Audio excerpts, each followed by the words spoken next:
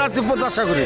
চোর গুন্ডা বাদ ভালো যারা হ্যাগো জানা করে ভোট দিবি, হ্যাগো হইলে দেশ উন্নয়ন যারা করতে হবে হ্যাগো মতো প্রার্থী আমরা চাই। এমপি হইব, দেখবো ভালো মন্দ, দেশ রক্ষা করবো, ভালোভাবে চলবো আমরা দেব। আমি কোনো দলীয়গতভাবে আমার এরে ভালো লাগে এরকম কোনো বিষয় না। আমার দেশ যেভাবে উন্নয়ন হবে, যে দেশের জন্য কাজ করবে আমি তাকে আমি ভোট দিব। বিগত নির্বাচনে তো মনে করেন অনেক সময় একটু ঝামেলা হয়েছে। এই নির্বাচনটা সুস্থ নির্বাচন চাই। সুস্থ নির্বাচনে যাদের যোগ্যতা আছে তারাই পার্লামেন্টে আসুক। যারা গরিব মানুষের জন্য কাজ করব, যারা কৃষকের জন্য কাজ করব, যারা শ্রমিকের জন্য কাজ করব, যারা দেশের মেহনতি মানুষের জন্য কাজ করব, এমন একটি প্রার্থীকে আমার ভোটটি আমি দিয়ে আমার নিজ দায়িত্ব আমি পালন করতে চাই।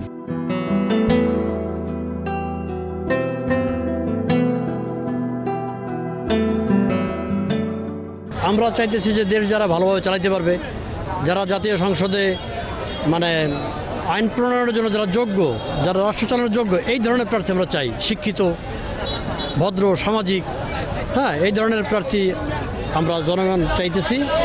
এই ধরনের প্রার্থী হলে ভালো হয়। আমরা আগামীতে ভালো একজন প্রার্থী চাই আমার মাদারীপুর 2 আসলে, যে হইলো আপনার গরিব দুঃখী, যে হইলো জনগণের পক্ষে আগাইবে, এরকম একটা ভালো একটা লোক চাই আমরা মাদারীপুরে। সব দলের নির্বাচন করলে আমরা খুশি হই। নিরপেক্ষ নির্বাচন হলে, তত্ত্বাবধায়ক সরকারের দিনে নির্বাচন হলে, সুস্থ হলে আমরা ভালোবাসি। সব দলই নির্বাচন অংশগ্রহণ করুক, এটা চাই। ভোটের যে কার্যক্রমগুলো সেগুলো খুব যেন সুষ্ঠু হয়, আগের মতো যেন না হয়।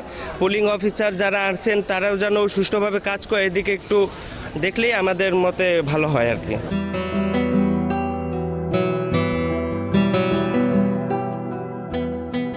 নির্বাচন হইলেই ভালো হয়।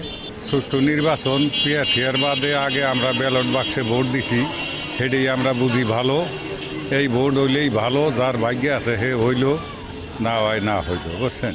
একজন সংসদ সদস্যর সর্বোচ্চ সব কিছু যোগ্য থাকা প্রয়োজন। যেমন একজন দিনমজুরির সাথে কাঁধে হাত মিলিয়ে চলতে হবে, একজন শিক্ষিত লোকের কাঁধে হাত মিলিয়ে চলতে হবে, একজন উচ্চ লেভেলের সাথেও চলতে হবে। অনেক ব্যক্তি আছে বিগত দিনে আমরা দেখছি যারা দিনমজুরির সাথে হাত মিলায়ও হাত টিস্যু দেওয়া মুছা ফেলাই দিছে। এরকম লোক আমরা চাই না বা দেখতেও চাই না।